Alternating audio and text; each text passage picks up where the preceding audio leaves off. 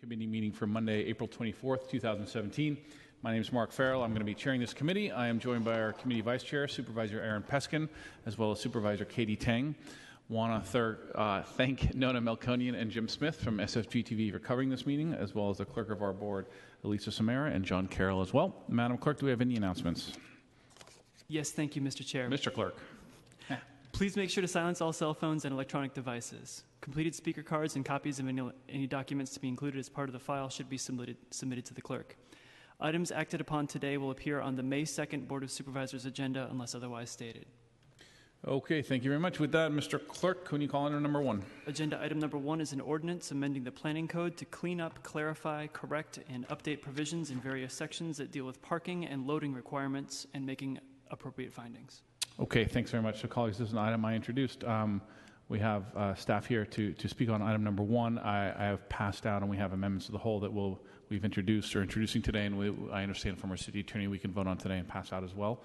With that, we'll turn over to planning to speak on item 1. Thank you very much. Diego Sanchez with Planning Department staff.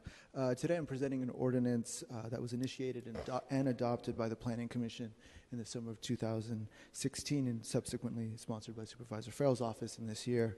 The ordinance, as mentioned, proposes to update the off-street parking and loading controls to conform to the changes enacted by Phase 1 of the Planning Code Reorganization project. This reorganization project was begun more than 3 years ago and aims to make the planning code consistent and easier to use. The proposed ordinance is guided by 3 broad principles. The first is to assure that references to land use activities are consistent across the planning code. The second is to facilitate the use of the planning code. And the third is to enact clerical corrections such as eliminating typographical errors, correct erroneous cross-references, and delete references to sections that are no longer in use. Supervisors, the updating of the off-street parking tables is the best example of aligning the planning code with the changes from the reorganization project.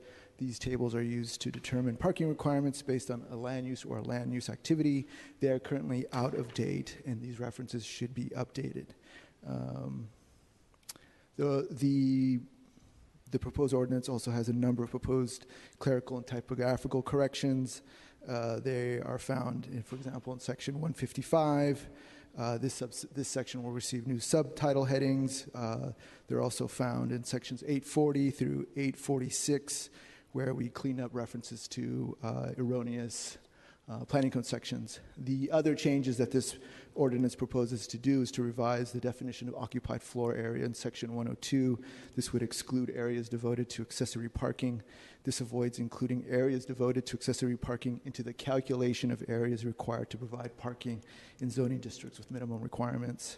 Another example is consolidating the 5 provisions for establishing maximum parking, maximum quantities of accessory parking under Section 151 from 5, I would argue, complex provisions into 2 more straightforward ones.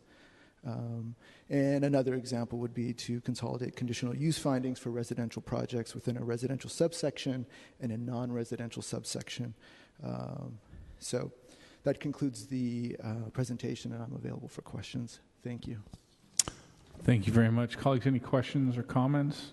So, Mr. Chairman, when this appeared before us last week, I was, after having read the ordinance and the legislative digest, and obviously this is some rocket science kind of stuff that those of us who are not initiated in the intricacies of Section 102 or 151 and the various tables, this is pretty complicated stuff. So last week I was going to take issue with this terminology about minor substantive changes, which seems to have been nicely cleared up in what is before us today. So let me drill down into that relative to the multiple provisions for establishing maximums in accessory parking that in some cases would result in a reduction in parking. So if you can elucidate to the members of this panel and for everybody who watches the Land Use Committee, bless them, what that actually means in real life, that would be helpful. Yes, okay, so In the ordinance on page 12, line 21 begins the subsection 151C, maximum parking permitted as accessory. You'll see that there were originally or currently 5 provisions. We're proposing to eliminate that down to 2 or reduce that down to 2. And what that would, an example of what you're speaking of, Supervisor Peskin, is in the case, for example, of a 2-unit home in, or 2-unit building, residential building in an RH2 currently, the planning code allows up to 4 parking spaces. Mr. Sanchez, I don't want to interrupt you, but No problem. we're on page 12, which is a chart that says non-retail sales and services. Is that, are we on the same page? I may be looking at a different version of this. Or are Apologize you for in 151? What I think is that we have an amendment in front of us that has the new language. So I bet you that got bumped to somewhere in table 151.1, which I assume would take you to page number,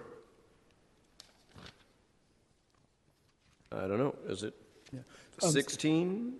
So what I'm referring to is on page 13 of the version that you have before you. Apologize, I was looking at an older version. This That's is on lane 4. Subsection line 4. C, maximum parking Yes, permitted as accessory. Yes.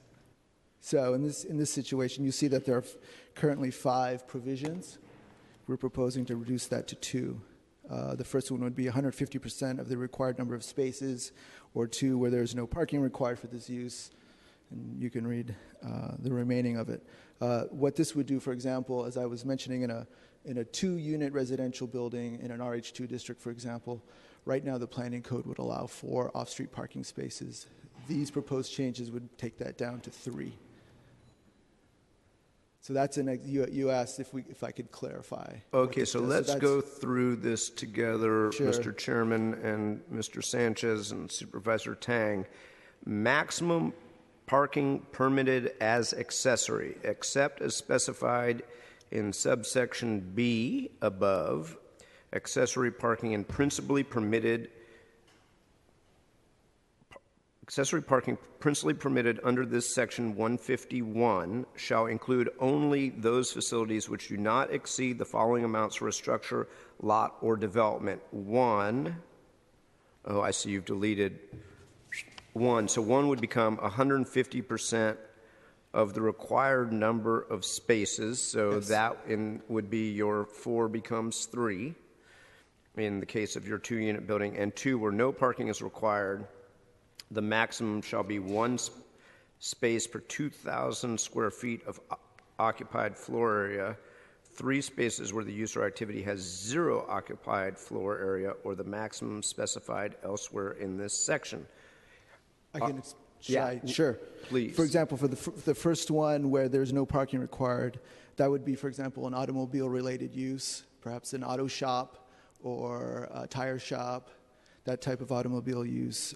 So we are saying that they would be allowed up to 1 space for every 2,000 square feet of occupied floor area. So we would want them to provide parking on the office or the actual structure, the shop of it, not the associated parking lot around it, where you see a lot of these tire shops would have.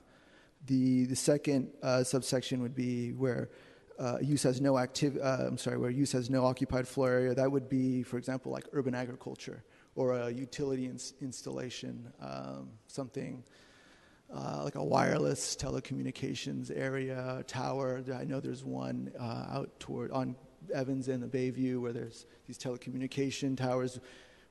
We had to find a way, how much parking would we allow someone at a use like this? So we're proposing that there be 3 spaces, What about a server farm? for example.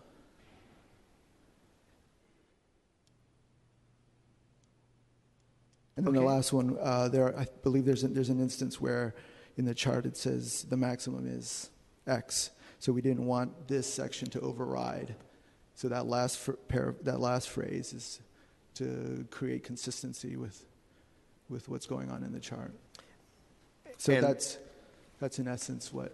And then what this relative to subsection that is. language that I was going to bug Supervisor Farrell about last week, the minor substantive changes, which This would be it. seemed like an oxymoron, but has now, that's it. so this is, This is one instance of it, yeah. Another instance would be the changing the definition, changing the basis of how we park.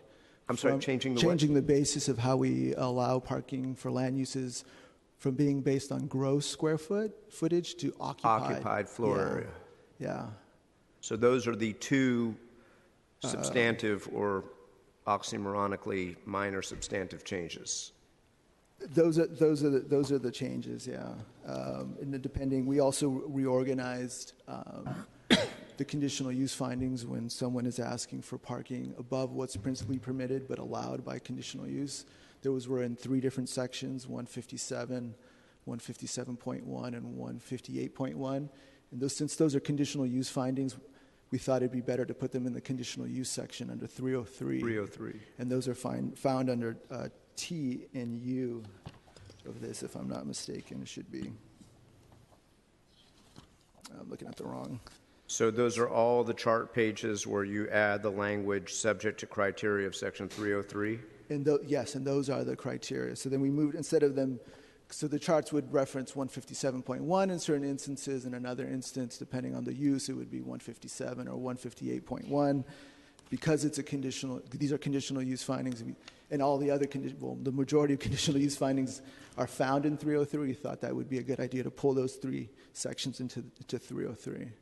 And that's found, let's see, beginning on page 50 of your packet. So it starts with subsection T, and it goes,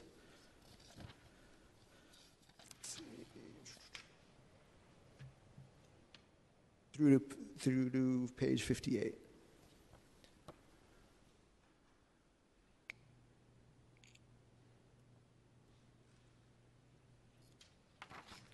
Got it.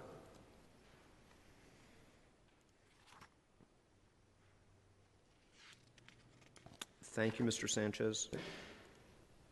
All right, then. Colleagues, any further questions? We will open this up to public comment. Anybody wish to speak in public comment on item number 1? Oh, sorry. No worries. We have Dylan here from MTA. He can give you more than 2 minutes if you'd like. No worries. No, thank you so much. Good afternoon. Dylan L. Young, SFMTA Local Government Affairs.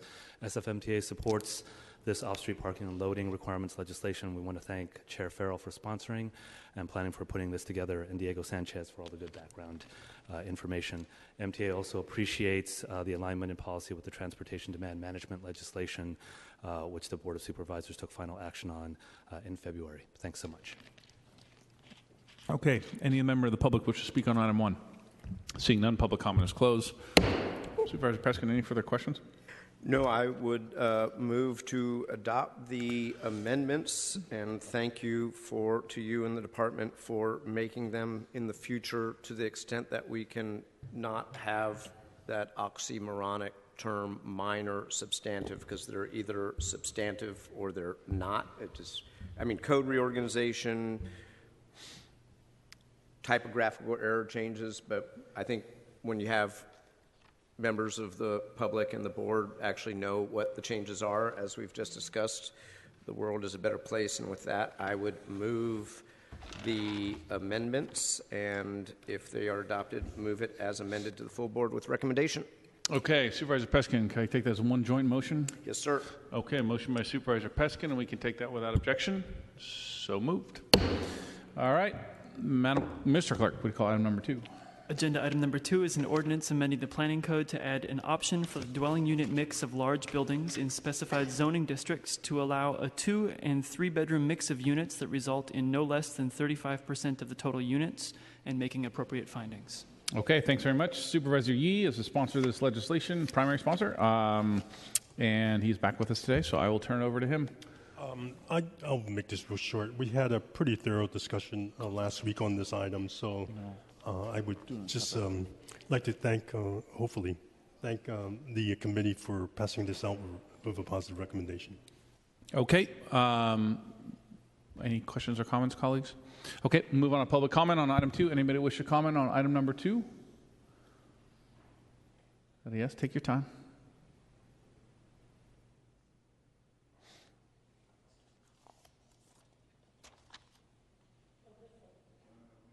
Next item. Oh, next item. Okay. Anybody wish to comment on item 2? All right, seeing none, public comment is closed. Colleagues, I move this item forward. I'll make a motion to send forth the item to the full board with positive recommendation. Okay, motion by Supervisor Tay. We can take that without objection. Mr. Clerk, what do you call item number 3, please? Agenda item number 3 is an ordinance amending the administrative and planning codes to require a designated child care unit be affordable if a developer provides the unit in lieu of in lieu of paying the residential child care impact fee and making appropriate findings. Okay, colleagues, this item is similarly sponsored by Supervisor Yee, so I will again turn it over to him. Once again, thank you, Chair Farrell and colleagues. After over 2 years of discussion, I am eager to bring this issue back to the board. As many of you know, San Francisco families are challenged with the shortage of affordable child care. We have over 3,500 children on the eligibility list waiting for child care. However, we only have licensed capacity for only 42% of the children with working parents. The reality of that is that there is limited space we can build child care centers. And the cost of construction and stringent licensing requirements make it very challenging to finance. One of the most affordable ways to offer childcare is through licensed home-based family childcare, especially for the care of infants and toddlers. San Francisco has always been in the lead when it comes to investment in youth, children, and families.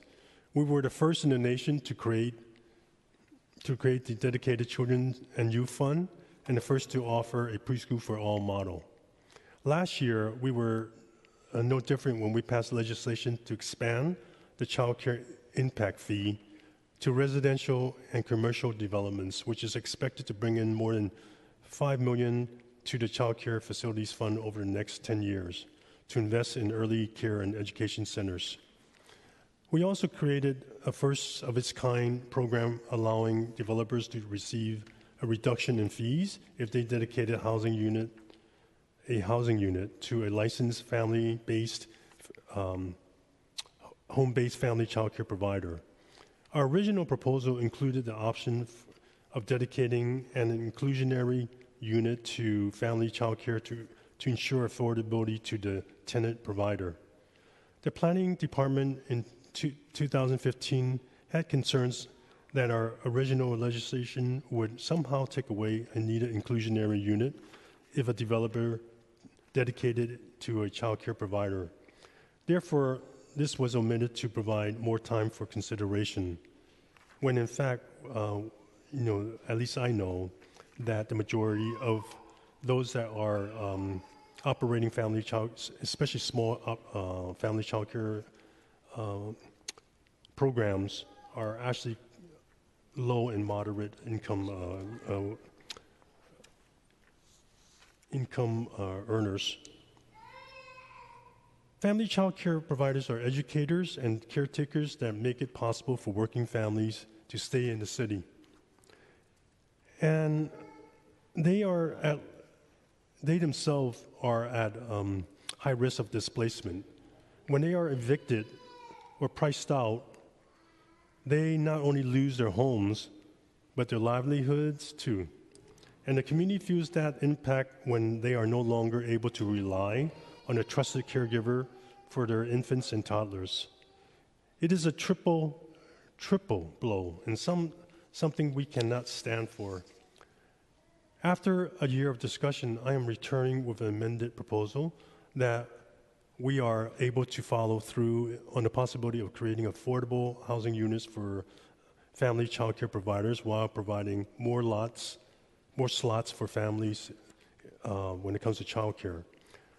The legislation before you today would create an additional option for developers to dedicate inclusionary housing units to an eligible family child care provider only if the development has 10 or more inclusionary units. The family child care provider applying for the inclusionary unit would have to qualify for inclusionary housing programs requirement. They would also have to be licensed. Each of these providers would be able to serve up to 6 children. I want to emphasize that by creating this option, we are not taking away units from those in need of affordable housing. Family child care providers are also at risk of eviction and displacement and are living with low to middle income salaries. They would have otherwise qualified for below market rate units. This legislation would offer a win-win solution. A developer would provide an affordable unit to someone who needs it, and we create 6 slots for affordable childcare. And again, this is not a mandate, it's an option. Developers may choose to opt into this program or pay the childcare impact fee in full. They can also choose other options for reductions by building a childcare center on a ground floor space. We want to incentivize options. Unfortunately, history has shown that housing developments have not opted to build childcare centers in the past. So this option may actually be more workable. I understand that there are many conversations that will dictate how the inclusionary housing program may change. Therefore, out of deference to this process, at the end of today's hearing, I will request that this item be continued. My office is on ongoing conversation with the Mayor's Office of Housing and Office of Early Care and Education to make additional amendments to this legislation in order to ensure a streamlined program. I would like to bring up, let's see, I believe Aaron Starr from the Planning Department to make some comments. Thank you very much, Supervisor Yee. Good afternoon, Supervisors. My name is Aaron Starr, Manager of Legislative Affairs for the Planning Department. The Planning Commission heard this original ordinance on October 21st, 2015, and recommended approval with modifications. The modifications that the Commission made, which pertain to this duplicated ordinance, are as follows. To remove the designated childcare unit, or DCCU, from the ordinance and consider the DCCU section as a separate piece of legislation. Since this happened so long ago in 2015, I did review the Commission's comments when they made that recommendation. And after listening to the deliberations, it's my understanding that they intended this recommendation to be a clarification of staff's recommendation, which was to remove the DCCU from the inclusionary program and create a separate program for the DCCU. So the intention of the motion was to remove the designated childcare unit from this ordinance and consider it as a separate piece of legislation which would create a separate program for the DCCU. In making this motion, the Commission was concerned not about losing BMR units, because it does not do that, but creating another preference for inclusionary units on top of other preferences, such as neighborhood preference. However, they did not want the other pieces of this legislation, which they thoroughly supported, to move forward, and which have moved forward. So our understanding is that this ordinance does separate out the idea into its own ordinance, but it does not create a program separate from the inclusionary program for these units. And that concludes my remarks, and I'm happy to answer any questions. Thank you. Okay, thank you, Mr. Starr. Right now, can I see that the representative from Office of ECE is here, Graham Dotson. Would you come up? I have some questions that afternoon, for Supervisors. I see that in front of me, I have this summary of profiles that was done by, I think was done by your office? The salary profiles? Yes. Yes. Because I remember some of the comments that were made over a year ago was, how could you just give away these inclusionary units to people? Right. And I knew in my heart, because I worked with family child care providers for many decades, and I know that there are not people that are generally high income level people. They're generally low and moderate income.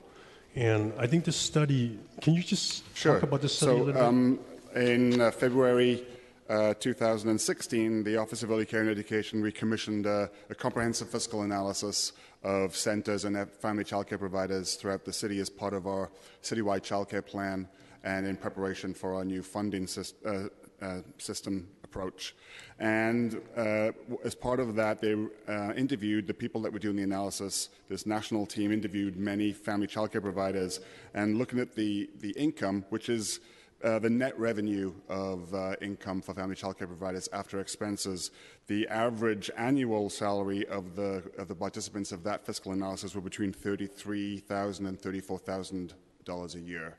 We also have an education stipend program called SF Seed that our office supports and funds, and that's open to classroom teachers and family childcare providers who want to take higher educational qualifications, and we give them a stipend to further their education.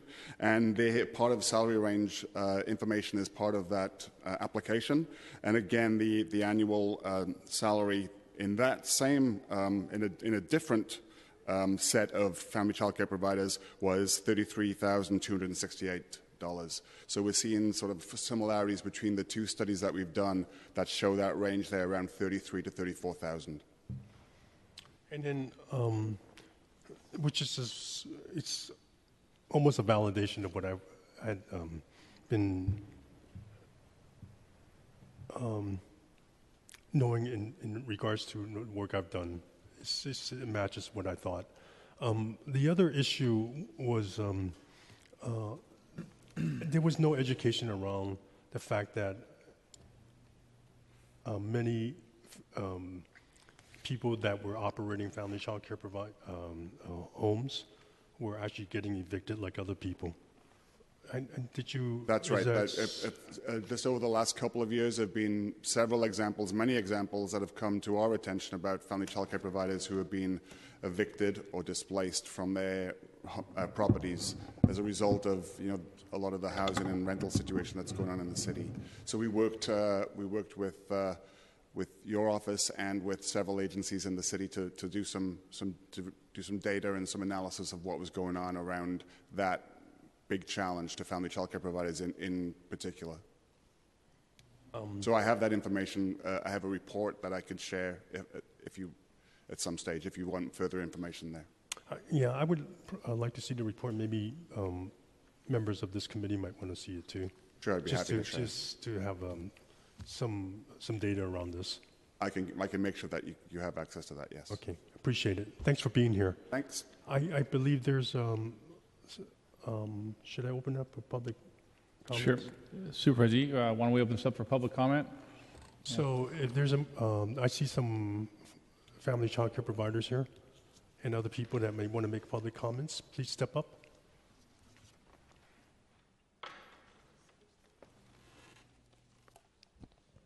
Good afternoon, supervisors, and a special thanks to Normani. Thank you so much for me be here this afternoon. My name is Beatrice Gibson, and I'm here to testify in support of the designated child care units.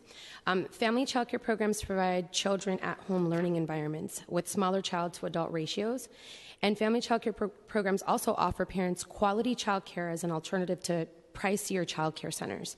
I am a native of San Francisco from the Mission and a parent of 3 children. I can tell you finding quality family child care at low cost has been challenging for the past couple of years, especially since so many family child care providers are moving away from the city and or are being evicted. I know because my mother was one of them, Milagros Acosta, the former president of the Hispanic Child Care Providers Group, who was also faced with leaving the city and shutting down her family childcare business of over 20 years. With the craze of houses being placed on the market and sold at the highest bid, my parents' offer for purchase was laughed at and completely dismissed with no regard of what our family business symbolized to the community. What was once my home and a home away from home for so many hundreds of children that were a part of our community and in our childcare business since 1992, the business was shut down in July of 2015. If my mother had been offered an opportunity of relocating to a new building where one of the units was specifically designated for childcare, her business would still be open today, and my parents would still be living in this amazing city. Let's keep family childcare providers in the city and tell developers that designating family childcare is an incentive for everyone. We need to keep childcare, children and families in our city. Thank you so much for your time. Thank you.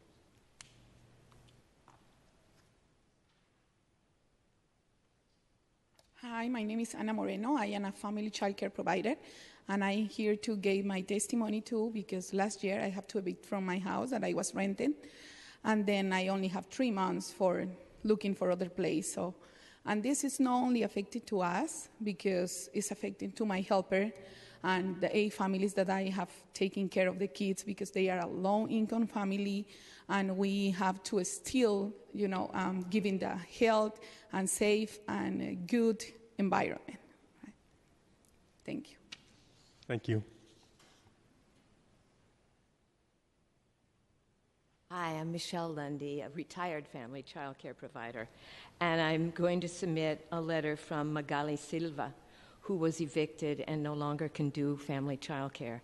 And I have heard this from various family child care providers, that they're evicted and can no longer take care of children. And Magali was a provider, had her business for 20 years, and now she doesn't have a place. And I'll be submitting more letters about this, because it's really hard for family child care providers to come out and leave the children and come and testify. Thank you. Michelle, do you know if these family child care providers that you're in contact with, as they're getting evicted or been evicted, and I know personally quite a few of them have moved out of the city, would they like to be in the city, or was that a good excuse for them to just leave the city? No. Yeah. Well, I know one of the providers, I'm not sure what's happening with Magali Silva, but Mahasan Irene Thomas Jacks, she's in, she got low-income house, she got into low-income housing, but it's too small for her to do family child care. So. Okay, thank you. And I mean, it's horrible for these providers, what they have to go through.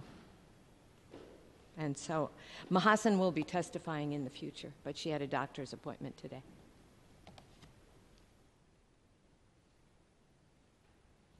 Good afternoon, supervisors. My name is Maria Luz Torre. I'm the organizer of Parent Voices.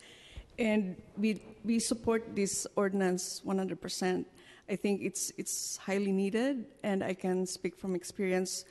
When my children were younger, they first started with family child care, and then they moved on to center, and then after that, they went to after-school programs. So family child care is really provides a choice for families, and I think we don't have enough choice in the city because the rent is going up, and many of our childcare providers are being incomed out and pushed out. My neighbor, Milagros Acosta, whose daughter just spoke earlier, lives around the block from me. She's one of the model centers in the city, and when she closed shop, it's very difficult for her to obtain another place in the city.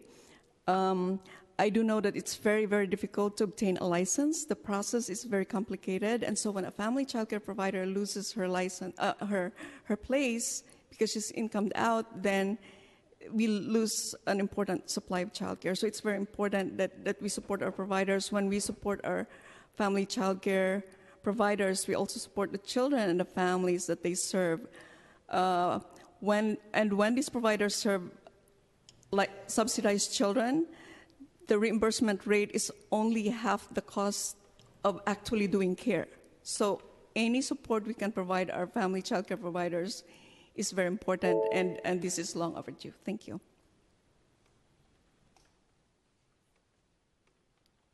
Good afternoon, supervisors. As a former early childhood educator and teacher of young children, I can tell you that children thrive in the small group setting rather than institutionalized care, which you really have to get on a waiting list and is not available in this city. I wholeheartedly support this measure, and I do hope that the full board, when it gets to the full board, is of the climate to accept that this is reality and pass it. Thank you so much, Supervisor Norman Yee.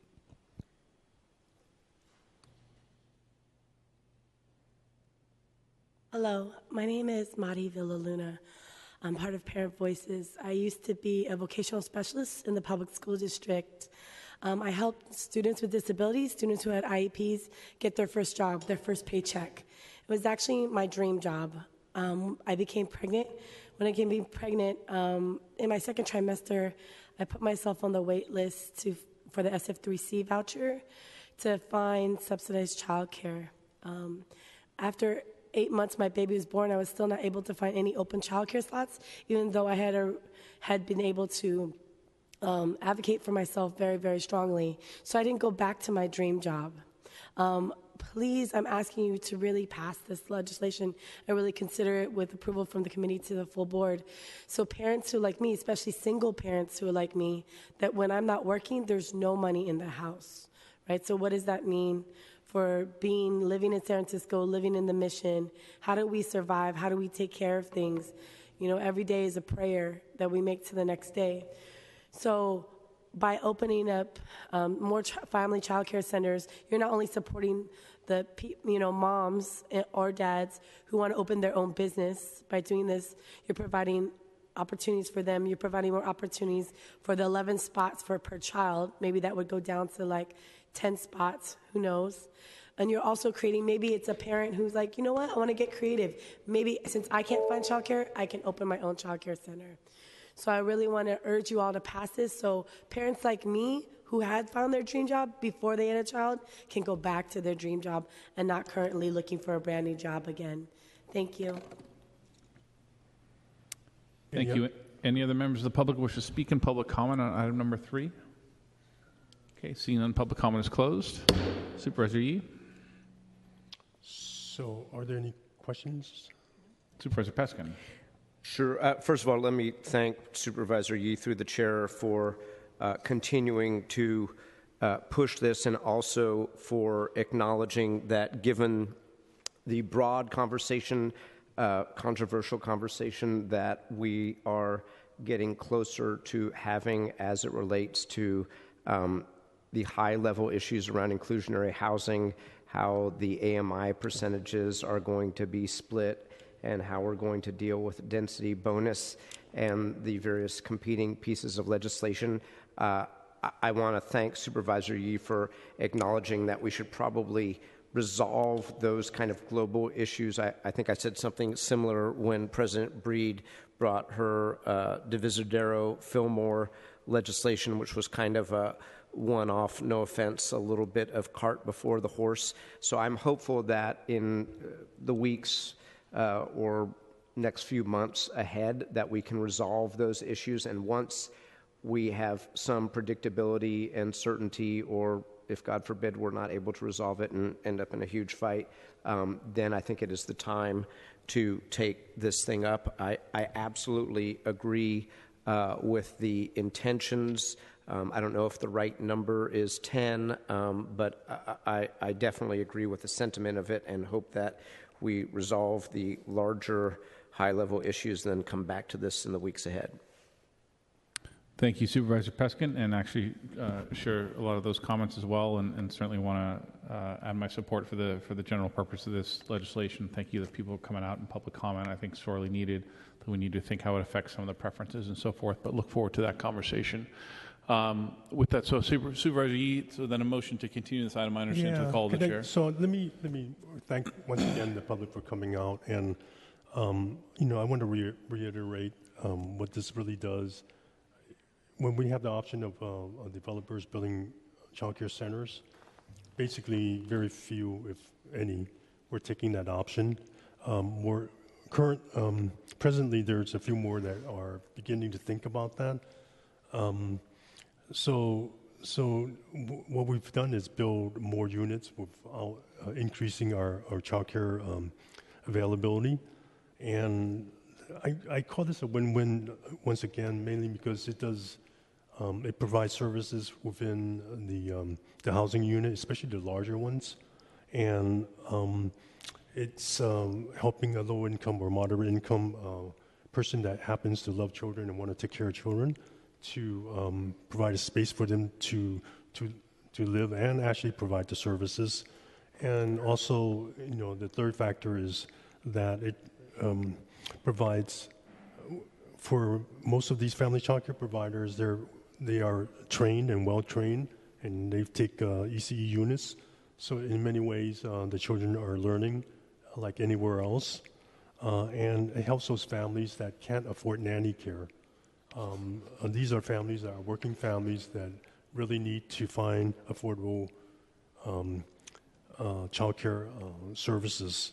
So I urge us to consider this deeply when we answer the other questions. But again, it doesn't take away an inclusionary unit from somebody that doesn't qualify. These are people that actually qualify for it. And the system that we've worked out so far is to include the Office of ECE to help out with identifying those family child care providers that were evicted or want to provide that service, and asking many of the already known community organizations that work with these providers, so that there's a conduit of information that can lead into making it very easy to identify people, and without doing a lot of marketing and outreach to say, where are they? So I want to thank the committee once again for listening, and hopefully when we bring this matter back up to the call of the chair, then we will hopefully have a positive result. Okay, thank you, Supervisor Yee. So, colleagues, can I have a motion to continue this item to the call of the chair? So moved. Motion by Supervisor Tang. We can take that without objection. All right, thank you, Supervisor Yee. Mr. Clerk, would you call items 4 and 5 together, please? Thank you. Agenda item numbers 4 and 5 are ordinances amending the planning code to reorganize Article 7, delete outdated zoning control tables and related text, make other technical and clarifying amendments, and making appropriate findings. Okay, thank you very much. So we have Aaron Starr from our planning department to speak on these items. Thank you, Supervisors. Mr. Mayor, I have some handouts for the committee. Or John.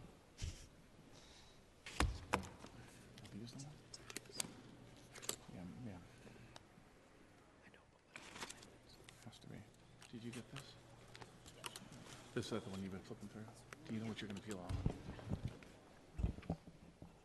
on? Good afternoon, Supervisors. Aaron Starr again, Manager of Legislative Affairs for the Planning Department. The item presenting on today is Phase 2 of 3 of the Planning Code's reorganization process, which focuses on Article 7. Article 7 contains the development controls for neighborhood commercial districts. So initiated in 2013, the project's goal is to restructure the planning code so that it's easier to read, understand, and use. This is accomplished by bringing consistency to the code through standardizing use definitions and zoning district format. To help achieve this, the project is divided into 3 phases. Phase 1 became effective on March of 2015 and focused on the zoning districts in Article 2 and consolidating the definitions in the planning code into Section 102. Article 2 includes residential, downtown, PDR, and industrial zoning. This ordinance includes Phase 2 of the project and focuses on Article 7 of the Planning Code. Phase 3 will focus on Article 8.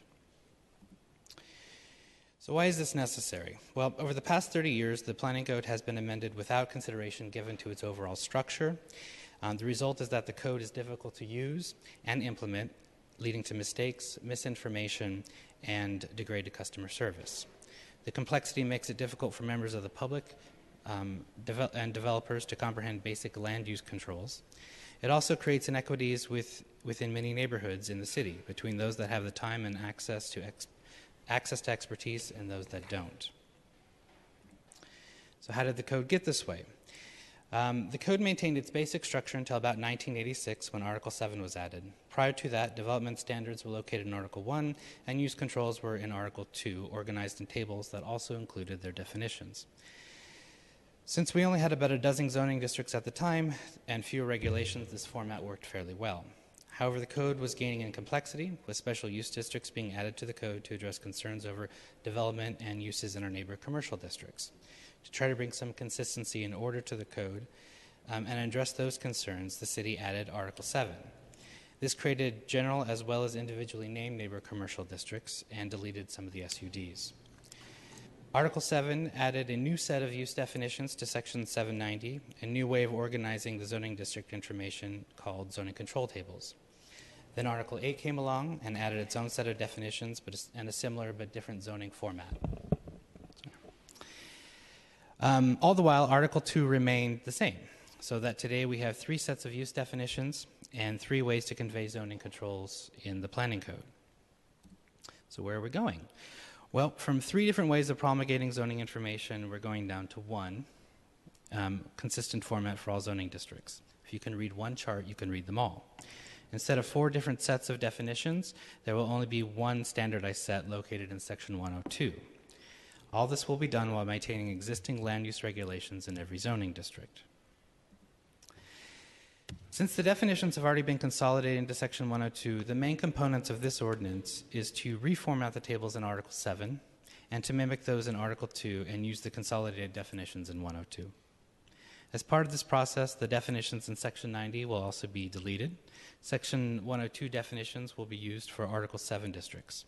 A significant number of definitions in 102 are based primarily on the definitions found in Section 790 and 890, providing for a smooth transition for this phase and the next. The ordinance also eliminates Planning Code Section 316, which covers procedures for conditional use authorization in neighborhood commercial districts and mixed-use districts. Except for one main difference, these controls are the same as those in Section 306, which covers the procedures for CUs and other entitlements for the rest of the city. The one main difference is the 20-day noticing period that is required in neighborhood commercial districts and mixed-use districts.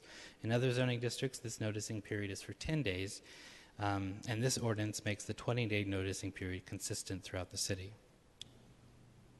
The ordinance also eliminates the takeout food use and amends the definition for mobile food facilities, and divides Article 7 use groupings into their individual uses. These individual uses will be regulated the same as the grouping. And it clarifies the difference between limited restaurant and specialty grocery by restricting seating in the latter. So finally, the ordinance also includes many substantive changes that have been requested by Supervisors Tang and Peskin. For Supervisor Tang, the ordinance amends the 4 outer Sunset neighborhood commercial districts so that conditional use authorization is required for bars and liquor stores and for personal service uses on the 2nd floor. And it reinstitutes the CU requirement for MCDs in the outer Sunset neighborhoods. Supervisor Peskin has requested the following amendments to the North Beach NCD and SUD. Require ground floor commercial and prohibit storefront consolidation. Prohibit vehicular access on Grant Avenue and Green Street, vehicular access meaning driveways. Prohibit the loss of dwelling units on the upper floors. Prohibit large-scale agriculture, kennels, and 24-hour businesses. Reestablish the 18th-month period for restaurant abandonment. Remove the use size exception for movie theaters. Add specialty food manufacturing as a definition to the North Beach SUD and require conditional use for that use. And revise the SUD's eating and drinking controls to address changes made under the 2011 restaurant ordinance. Finally, Supervisor Peskin also requested that the Divisadero NCD be amended, the Broadway NCD be amended to allow restaurants as of right and require conditional use for bars. Currently, it's the opposite. So under Phase 1, I'm going to go over a little bit of how we've structured the new uses in the planning code. Under Phase 1, we categorized all uses, all definitions into 8 use categories. These include agriculture, automotive, entertainment, arts and recreation, industrial, institutional, residential, sales and service, and utility and infrastructure. Each use is defined in Section 102 and includes a list of the uses covered in that category. For example, agriculture is a use category that includes neighborhood agriculture, large-scale agriculture, and greenhouses. So if you ever want to know what is in that use definition, you just go to Section 102 and it lists it. It also identifies it as a use category. We also identified which category each use is in the definition for that use. So for example, a jewelry store is a retail sales and service use that primarily involves the sale of jewelry. It goes on after that. So the way this works in the chart, this is a generic neighborhood commercial district chart. It doesn't pertain to anyone in particular. And the 3 columns on the right are for 1st floor, 2nd floor, and 3rd floor and above. As you can see, for industrial uses, it just lists industrial uses as the category. And those uses are not permitted because they're not permitted in neighborhood commercial districts. For institutional uses, we list 8 individual uses. And the use category is used to show the controls for the other 6. So if you look at institutional uses as an asterisk, that asterisk means not listed below. So institutional uses not listed below require conditional use on all 3 floors. The other 8 below that have different controls in the overall category. This does 2 things. It helps us account for every use in the planning code in each chart, and it also helps shorten the chart for uses so we don't have to list duplicate controls under the same category. So some discussion about public outreach. I've held 3 general outreach meetings. Those meetings were sent to over 1,000 invites were sent to over 1,000 people on our neighborhood organization and legislative changes email list. I've offered to attend any neighborhood group that would have me. I met with representatives from North Beach, Pacific Avenue, Polk Street, Liberty Hill, Divisadero, and Upper Fillmore Street NCDs. I attended the Coalition for San Francisco Neighborhood and the Council of District Merchant meetings. I presented to OEWD and the Historic Preservation Commission. I will say that the Historic Preservation Commission was confused as to why I was there.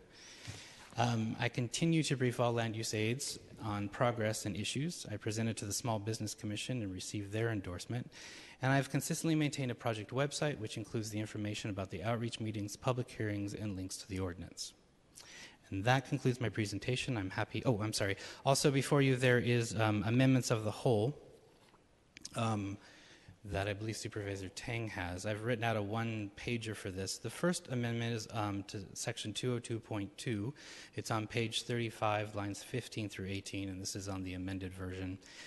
It would just clarify that uses primarily serving persons under 18 years of age includes both schools, public and private, public facilities, community facilities, and private community facilities.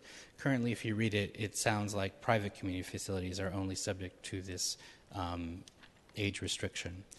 And the second one changes the list for formula retail uses. So currently, we list every use out in formula retail. What this does is it reverses that. So we just say all retail sales and service uses are considered formula retail, and then it lists the exceptions to that. This helps remove some ambiguity in the code. Currently, retail sales and service is listed as a use subject to formula retail controls. However, it also lists those uses that are included under retail sales and service. This is confusing since the list includes the overall category, retail sales and service use, and also individual uses in that category, making it unclear if all retail sales and service uses or just those listed under are subject to formula retail.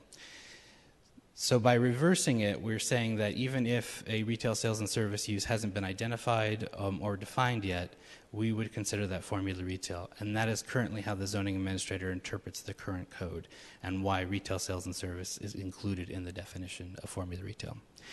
So I believe, though, that we will be asking for a continuance on this, which the department is fine with, but I'm happy to answer any questions. Thanks very much. Supervisor Peskins.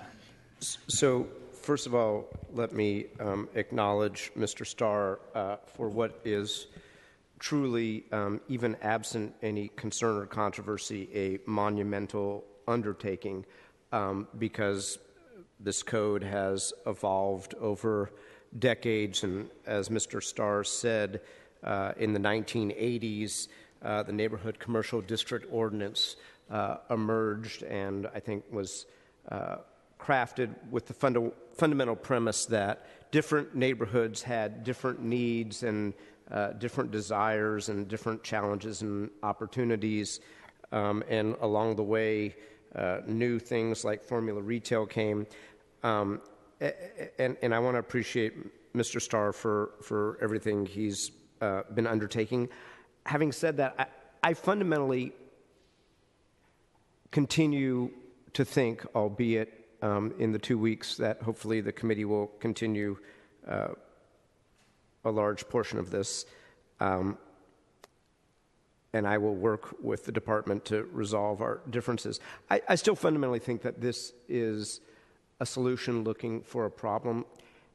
The analogy that I liken this to is the keys on a typewriter. It doesn't make any sense that the different letters on a typewriter are spread the way they are, but over decades or a century, people have learned how to type using that kind of a typewriter. So in this monumental effort to simplify things for everybody, most of everybody has actually learned over decades how to use this typewriter, even though the keys don't go A, B, C, D, E, F, G in an order.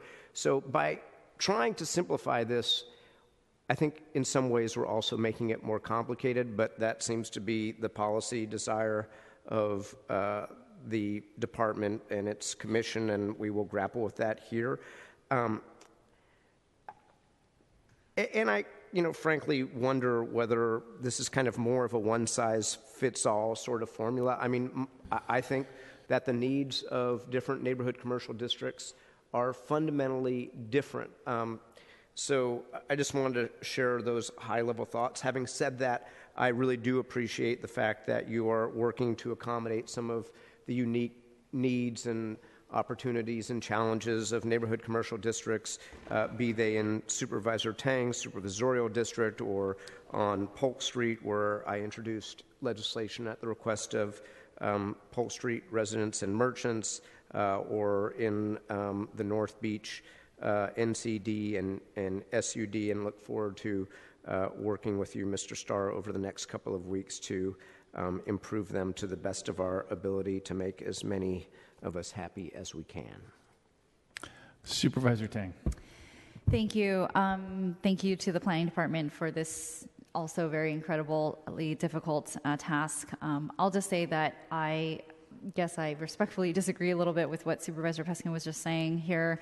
I do think that it is worth embarking upon an effort to make it easier for everyone to read the planning code.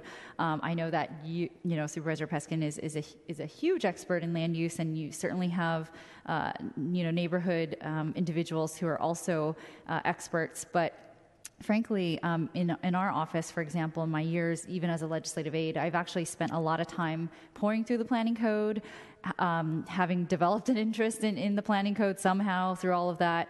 But yes, I've encountered instances where even the planning staff have sometimes confused certain portions of the planning code because it is so confusing, even for those people who are experts at this. And so I do think it's really important we consolidate things as much as possible to make it easier for people to read, not fundamentally changing, though, the things that we don't want to have changed in our districts. So I think that the way I have read this, it still maintains everything that we want and desire in our own neighborhoods but with greater ease in terms of reading. So for me, we have worked with the planning department for over a year now to clarify a couple things in our own NCDs. And in fact, I helped Supervisor Carmen Chu create 4 new NCDs in District 4 during the short time period. And we had customized controls that we had wanted to put in place, and saw this as a vehicle to include those changes permanently. So I'll just say that because we are continuing this item today, then I would like to make a motion later, pending any questions or concerns, to sever or to duplicate the file and sever out a portion that specifically deals with District 4. And those controls are, number 1, requiring a CU authorization for bars on the first floor. Number 2, requiring a CU for liquor stores on the first floor. Number 3, requiring a CU authorization for MCDs. And the other one is for a CU authorization for personal services on the second floor, all of which would only apply to the Noriega, Irving, Taraval, and Judah NCDs. And those tables begin on page 213 and span through page 240 on this version we have before us today. So we can take public comment first, but that would be my motion to duplicate the file, sever it out, and then send only that portion covering District 4 specifically to the full Board of Supervisors. Okay. I just wanted to add one thing, which is I understand that there is a desire, and we've seen it now, in the previous work, phase 1 of the reorganization project, and we saw it earlier today, actually, as it related to parking requirements. And I have no intention of trying to circumvent that effort. But here is one thing, respectfully, through the chair to Supervisor Tang, that I have noticed with previous large-scale code revisions, and this is 342 pages of it. This happened in the eastern neighborhoods, which is with the best of intentions. I mean, there was no nefarious, behavior, we ended up creating all of these unanticipated changes that nobody, I mean, this is why I get into my little routine about minor substantive changes that turned out to not be what anybody intended, but because the code is so complicated, there were all of these things, and we spent a lot of time fixing them. Some of those things still have yet to be fixed. So when we go into a 342-page code reorganization, I just want to make sure, and I thank Mr. Starr, because actually constituents of mine brought out earlier in this process that due to no bad intentions, the fundamental way that formula retail was defined, which is still being fixed right here as we do it, was going to inadvertently weaken our formula retail control. So I just really, as we're dealing with 342 pages of this, want to make sure that we've got it right, while supervisors like Supervisor Tang and I actually have some things relative to our districts that can be fixed and strengthened. I just want to make sure we don't end up having to fix this for the next number of years of our life. Okay, thank you, Supervisor Peskin. And we can vote on those, that motion right after public comment. So we'll open this up to public comment on items 4 or 5. Anyone who wishes to speak on either of these items, please come on up. We'll have 2 minutes each.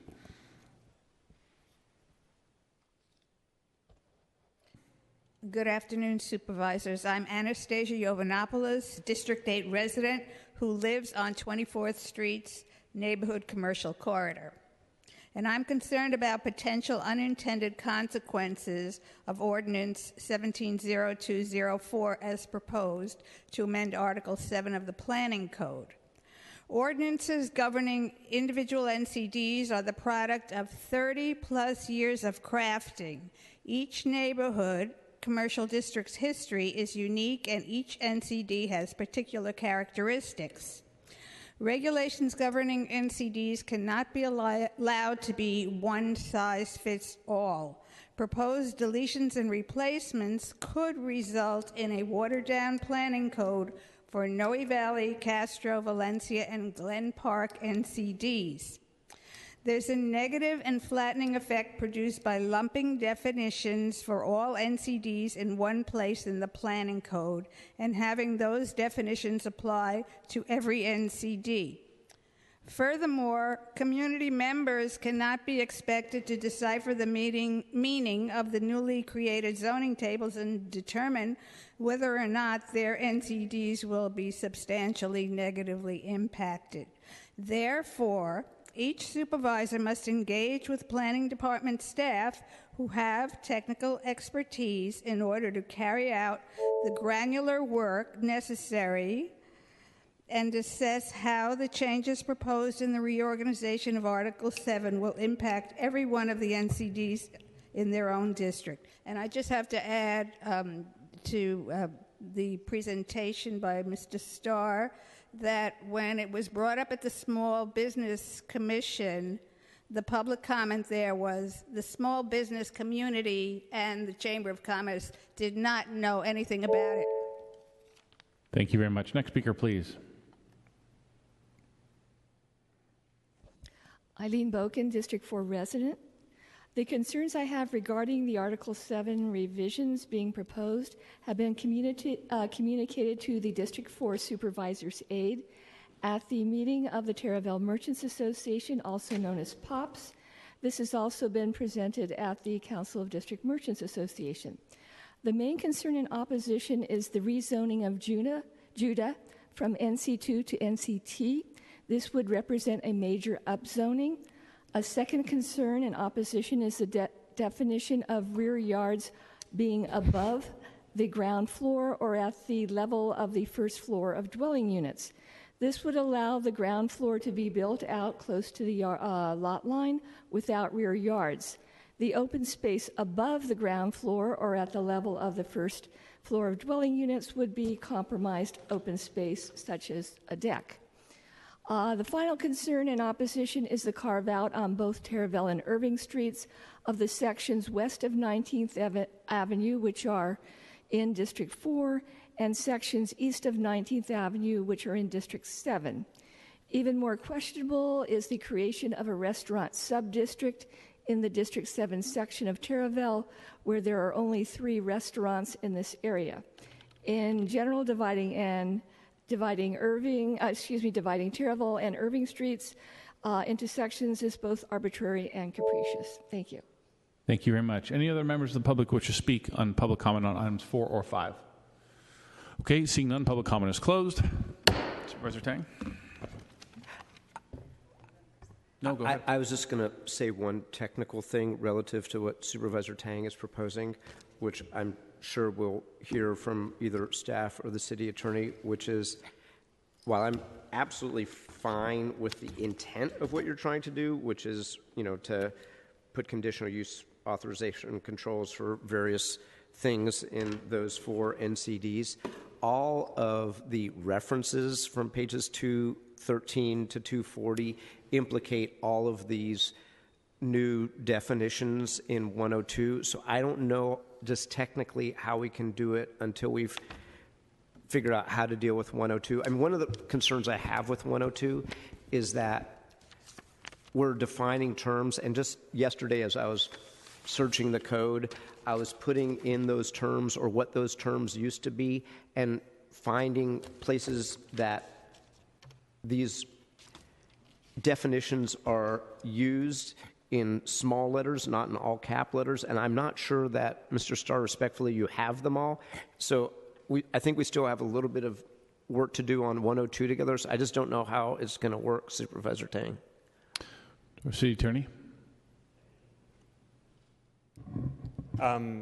Deputy City Attorney John Givner. So what I think we'll end up doing here is Supervisor, I assume the committee will make Mr. Starr's proposed amendments, then duplicate the file. The one version with Mr. Starr's amendments will stay in committee. With Supervisor Tang's duplicated version, we will actually make the amendments to existing code. We're not going to copy and paste the 13 pages, so that Supervisor Tang's amendments will go into existing code, and then when the Article 7 rewrite comes back to committee, we'll reshuffle it, but Supervisor Tang's changes will already be law. Okay. Mr. Starr, any further comments? The uses that she is referring to are defined in Section 102 and in Section 790, so it's not that hard to change the existing chart to require conditional use for medical cannabis dispensaries, for bars, for liquor stores, and then for personal service uses. So that should be pretty straightforward. And I appreciate that Supervisor Peskin has gone through that. I also did that at the request of your office, so it would be good to compare notes on that. I have been willing to work with your office for over a year now, and I will continue to do that. And that is much appreciated. I am happy to duplicate the file and move the measures that Supervisor Tang referenced tied back to the old 790 and not the 102, which we will continue to discuss over the next couple of weeks. Okay, thank you, Supervisor Peskin. So Supervisor Tang has duplicated the file. We're going to include Mr. Chair, we need to accept the amendments as proposed by the Planning Department first before the duplication. Okay. Through the chair. Yep. So I know that there's going to be follow-up conversation on this, but let's first just adopt the amendments that were mentioned regarding page 35, lines 15 through 18, and pages 70 to 71. Okay, motion by Supervisor Tang. We take those without objection. And before I go to duplicate the file and sever out the portion and so forth, I did want to address some of the concerns raised during public comment by Ms. Boken. Number one, we are not turning Judah NCD into an NCT. I'm not sure where that came from. That is absolutely not what we're doing here. We established years ago, again under former Supervisor Carmen Chu, 4 neighborhood commercial districts: Judah, Irving, Noriega, Taraval. So that's what it is. It is not turning it into an NCT. Secondly, there was reference about the Taraval and Irving sub-restaurant or sub-use districts, and that was already in place. I'm not changing those. Those were the carve-outs regarding restrictions on formula retail restaurants. Now there has obviously been the cleanup in terms of the restaurant and bar definitions and categories. However, I am not touching any of that. That is in existence, and it cannot be integrated into the rest of the Taraval and Irving NCDs, as was suggested by another member of SPEAK, because they are actually different boundaries geographically. So I'm not touching that. That was existing control from before. And then I had one question in terms of what was raised during public comment as well from another speaker regarding the definitions for NCDs. I think I was a little confused because there was a concern that by bundling the definitions into a section that it was inherently changing the NCD controls in certain neighborhoods, and I just didn't understand what they really meant by that. So I don't know, maybe planning department you could speak to, does the consolidation of the definitions actually change the controls in any of the NCDs? Sure. The short answer is no. There seems to be sort of a misconception that every neighborhood commercial district has its own set of use definitions, which is not the case. All use definitions for Article 7, so neighborhood commercial districts, are located in 790. So in essence, what you have now is a one-size-fits-all because all neighborhood commercial districts currently use definitions in Section 790. Same with Article 8, all districts in Article 8 use definitions in Section 890. What this does allow for, though, is what we're doing is we're breaking up what we're calling use groupings. So other institutions includes things like childcare facilities, schools, churches, and some other ones. We're breaking that up so each of those uses can now be regulated individually in neighborhood commercial districts, allowing for more customization in each neighborhood commercial district. So I've tried to correct that error several times, but neighborhood commercial districts all currently use one set of definitions, and after this is over, they will still use one set of definitions. Thank you. Thank you for that. And again, just in particular reference to District 4, again, it's very easy to see what the changes are if you just go to pages 213 through 240. You'll see that, again, we're just making changes to 4 different types of uses and the requirements under them. Medical cannabis dispensary, conditional use on the first floor. Bar, conditional use on the first floor. Liquor store, conditional use on the first floor. And personal services, conditional use on the second floor. Those are the only changes that we are making. And Mr. one Starr. quick thing, I think you're talking about continuance. I'll be in New York on May, whatever that is, the 7th, for a planning conference, so I'd prefer 3 weeks. So let me suggest this, that we just continue until the call of the chair. We'll work together to schedule it as soon as it works for everybody. Sounds fine. It's not a problem. Okay, so... Okay. So then I will make a motion I would like to duplicate the file. Okay. One version will separate out only the District 4 controls that I mentioned previously and send that forward to the full board with positive recommendation. Okay. And then the other one will continue to call the chair. Okay, so Supervisor Tang has duplicated the file. Motion to push forward the District 4 amendments on one item and continue the remaining bulk of this item to the call of the chair. I'm fine with that. I just wanted to, just for the record, say that some of the amendments that we previously adopted actually spill onto page 72. So just for the record, they're on 3 pages. And then I assume that what we are moving forward, as we discussed before, is cross-reference to the existing 790 definitions. And then when we finish the rest of this project, will eventually be replaced with the 102 definitions. Okay. With that, I'm good to go. Again, motion by Supervisor Tang, and we take the motion without objection. All right. Mr. Clerk, do we have any? Mr. Chair, so that was for item number 4. We have item number 5. Is that also being continued to the call of the chair? Yes, thank you very much. Could I have Supervisor Tang several motions? Sorry, I'll just make a motion for item 5 as well. Okay, item 5, motion continue that item to the call of the chair. We can take that also without objection. With that, Mr. Clerk, do we have any other business in front of us? There is no further business, Mr. Chair. All right, thanks everybody. We are adjourned today.